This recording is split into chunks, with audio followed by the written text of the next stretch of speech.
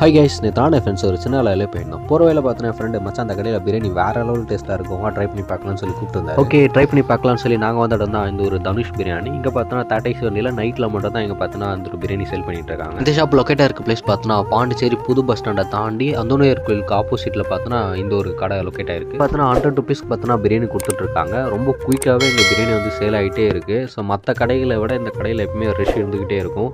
நீங்கள் ஒரு 10 மணி போலலாம் வந்தீங்க அப்படின்னா ஸோ டோக்கன் வாங்குறதே கஷ்டமாக இருக்கும், லைனில் நிற்கிற மாதிரி. ஏன்னா அந்தளவுக்கு இந்த லைனில் பார்த்தோன்னா இவங்க கொடுக்குற பிரியாணியோட டேஸ்ட் அந்தளவுக்கு ஒருத்தா வேறு லெவலில் இருக்குது. பிரியாணி பார்க்கவே ரொம்ப கலர்ஃபுல்லாக வேறு லெவலில் இருந்துச்சு. அந்த கறி பீஸ்லாம் பார்த்தீங்கன்னா ஸோ அவ்வளோ சாஃப்டாக பார்த்தோன்னா குக் பண்ணி வேறு லெவலில் இருந்துச்சு. ஸோ அதை பிக்கும் போதே அவ்வளோ சாஃப்டாக ரஃபாகவே இல்லை, அவ்வளோ சாஃப்டாக பார்த்தோன்னா அந்த கறி பீஸ் வந்துச்சு.